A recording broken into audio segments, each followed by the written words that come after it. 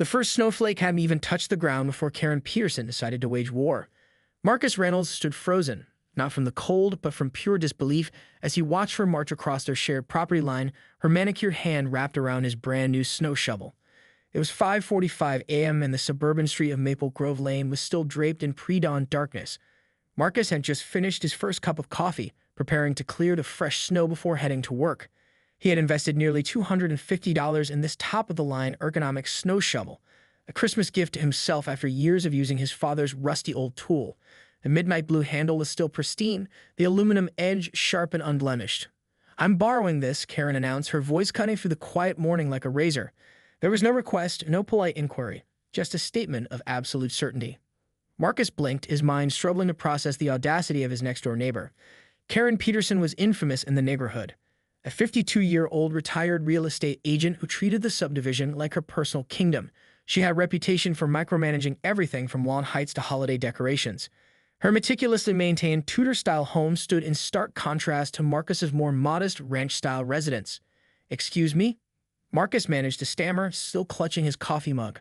The steam rose between them, a thin veil barely separating their mounting tension. Karen didn't even turn around. She was already driving the shovel across her immaculate snow-covered driveway, her designer snow boots leaving precise, measured tracks. The HOA meeting last month clearly stated that communal snow removal is a shared responsibility. This shovel is now a community tool. The absurdity of her claim hung in the frosty air. Marcus knew exactly what this was, another one of Karen's power plays. She had been gunning for him ever since he'd refused to join her neighborhood watch program last summer, claiming it was more about gossip than actual security. His mind raced through potential responses. Challenge her? Call the HOA? Demand the shovel back? Each option seemed more ridiculous than the last.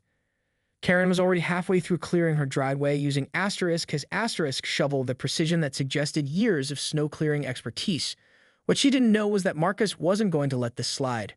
Not this time. The shovel wasn't just a tool. It was a symbol of his independence, his right to maintain his own property. And Karen had just crossed a line that would prove to be a serious mistake.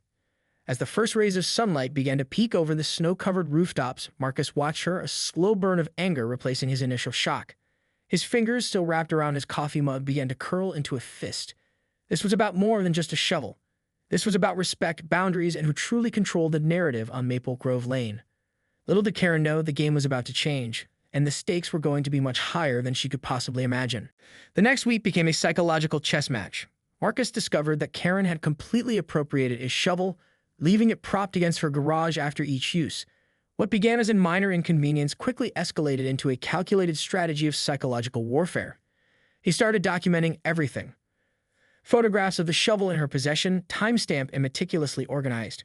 Marcus created a detailed log, each day noting the time she used his tool, the areas she cleared, the blatant disregard for his property rights. His work as a forensic accountant had trained him to be methodical, and he applied those skills with surgical precision. On Wednesday, he confronted her directly. "I'd like my shovel back," Marcus said, standing at the edge of her perfectly manicured lawn. Karen was pruning her winter roses, her expensive gardening gloves matching the pristine white of the snow around her. She didn't even look up. "Community property," she repeated, using the same dismissive tone from their first encounter. HOA guidelines are clear. But Marcus knew better.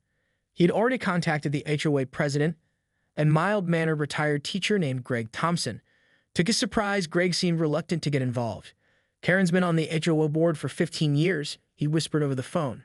"It's complicated." Complicated. The word festered in Marcus's mind like a persistent infection. Things took a darker turn when Marcus discovered something disturbing. Karen had begun leaving passive-aggressive notes in his mailbox. Always typed on thick cream-colored paper, each note more pointed than the last. "Neighborly cooperation is the backbone of a healthy community," read the first. The second was more direct. "Some people don't understand shared responsibilities." His wife, Elena, a criminal defense attorney, saw the escalating tension. "Be careful," she warned. "People like Karen thrive on creating conflict. Don't give her the satisfaction of a reaction." But Marcus was beyond rational thought. Each note, each unauthorized use of his shovel, chipped away at his patience. He began to research. Not just casual Googling, but deep, meticulous investigation. Property laws, HOA regulations, neighborhood dispute precedents. What he discovered would change everything. Karen Peterson wasn't just any HOA board member. She had a history, a pattern of manipulating community rules to suit her own agenda. 3 different neighborhoods in the past decade had documented complaints about her behavior. Lawsuits, disputes, small victories that always seemed to go her way. This wasn't just about a snow shovel anymore. This was about principle, about standing up to a neighborhood bully who had gotten away with her tactics for far too long. As the winter deepened and the snow continued to fall, Marcus began to formulate a plan that would make Karen understand, truly understand, the consequences of crossing him. The shovel was just the beginning, and Karen had no idea what was coming. The plan took shape during a particularly brutal winter weekend. Marcus studied the property lines, the layout of Karen's house, and the intricate network of surveillance and security that defined their quiet suburban street. Elena had warned him about going too far, but her words had become background noise to his growing obsession. It started with the weather forecast. Meteorologists predicted a historic cold snap. Temperatures would plummet to unprecedented lows, with wind chills approaching 40 below zero. Marcus knew this was his moment. He began preparing meticulously: industrial-grade waterproof sealant, heat-resistant gloves, a specialized lock mechanism he custom-ordered from a discreet online vendor. Each item purchased with cash, each transaction carefully considered. The night before the cold snap, Marcus mapped out every detail. His work as a forensic accountant had taught him the value of precision. Nothing would be left to chance. He studied Karen's routine, her evening wine, her security system, the exact times her motion-activated outdoor lights would trigger. What Karen didn't know was that Marcus had been collecting information for weeks. He knew about the hidden spare key under her garden gnome. He was aware of the blind spots in her home security system. Most importantly, he understood her routine with a level of detail that bordered on obsessive. On the night of the planned confrontation, everything aligned perfectly. Karen's husband, Tom, was on a business trip to Chicago. Her adult children lived out of state. The neighborhood would be quiet, locked in anticipation of the approaching Arctic front.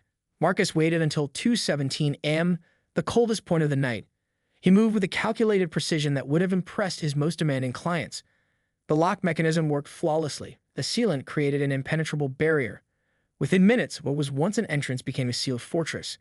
By the time Karen would wake up, she would discover something far more terrifying than a missing snow shovel.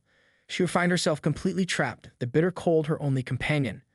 As he walked back to his house, Marcus felt a sense of calm wash over him. This wasn't about revenge. This was about consequences. About teaching a lesson that would resonate far beyond a simple property dispute. The first light of dawn would reveal everything, and Karen Peterson would finally understand what it meant to truly lose control. Snow began to fall, soft, silent, relentless. The neighborhood slept, unaware of the drama about to unfold. The morning erupted in chaos. Rescue workers arrived first, their emergency vehicles cutting through the pristine snow with urgent precision. Neighbors gathered in clusters, wrapped in thick winter coats, their breath creating ghostly clouds in the sub-zero air. Police taped cordoned off Karen Peterson's house, transforming the quiet suburban street into a crime scene. Detective Sarah Garrett stood at the center of the commotion, her experienced eyes taking in every detail. She had seen her share of winter-related incidents, but this was different. Marcus Reynolds watched from his front porch, carefully maintaining a mask of concerned neighborly curiosity. It appears she was somehow sealed inside, one of the forensic technicians muttered, loud enough for Marcus to overhear. Custom sealant around the doors and windows. Professional work. The cold had been brutal. Karen was found alive, barely. Hypothermia had done its work, leaving her weakened but still breathing. The medical team worked quickly, wrapping her in thermal blankets, rushing her to the hospital. Elena watched her husband carefully. As a criminal defense attorney, she understood the delicate line between calculated revenge and criminal action. Her eyes met Marcus's, a silent communication passing between them. Mr. Reynolds, Detective Garrett approached him directly. Her voice was neutral, professional. "Can you tell me about your relationship with Karen Peterson?" Marcus' response was measured. "Neighborhood disputes," he said simply. "Nothing more than disagreements about HOA rules and property use." The detective's notebook came out. She began documenting everything.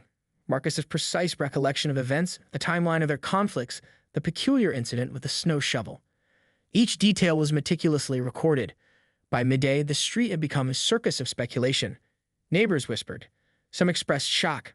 Others seemed almost relieved, as if Karen's long-standing tyranny had finally met its match. At the hospital, Karen remained sedated. The doctors spoke in hushed tones about the severity of her exposure, the potential long-term complications. Her husband, Tom, had been located and was rushing back from Chicago, his flight diverted in the emergency. What no one knew, what no one could prove, was the intricate planning that had preceded this moment. Marcus had been methodical, careful. Every potential trace had been considered, every angle calculated. As the day wore on, the investigation continued. Detective Garrett was thorough, her questions probing. Marcus remained calm, a model of cooperative neighborliness. But beneath that calm exterior, a storm was brewing. This was far from over. The snow continued to fall, soft and relentless, a silent witness to the drama unfolding on Maple Grove Lane. Weeks passed. The investigation seemed to lose momentum, much like melting snow gradually disappearing from suburban lawns. Marcus Reynolds maintained his routine with surgical precision. Work, home, occasional interactions with neighbors, always the picture of calm composure. Karen Peterson never returned to Maple Grove Lane. Reports suggested she was recuperating at a rehabilitation facility in a neighboring county. Tom Peterson sold their house within 2 months, a surprisingly quick transaction that raised few eyebrows among the neighbors who had long endured Karen's controlling nature. Detective Sarah Garrett wasn't satisfied. Something about Marcus Reynolds didn't add up. Her forensic background, years of peeling back layers of seemingly perfect narratives, told her there was more to this story. One crisp spring morning, she arrived at Marcus's home with a warrant. Elena was at work, and Marcus found himself facing the detective alone in his meticulously organized living room. "We never found direct evidence," Garrett said, her eyes scanning the room. "But evidence isn't always about fingerprints or DNA." Marcus said nothing. A lifetime of working with financial forensics had taught him that silence was often the most strategic response. "The custom lock mechanism," she continued, "the precise meteorological calculations, the understanding of Karen's exact routine." Each phrase was a subtle probe, testing for a reaction. What Detective Garrett didn't know was the depth of Marcus's preparation, the years of documentation, the detailed logs, the research into Karen's past neighborhood disputes. Everything had been a carefully constructed plan, waiting for the right moment. In the end, no charges were filed. The investigation concluded with more questions than answers, a file that would remain perpetually open, yet seemingly inactive. Karen Peterson became a cautionary tale whispered among neighborhood HOA meetings, a story of someone who finally pushed the wrong person too far.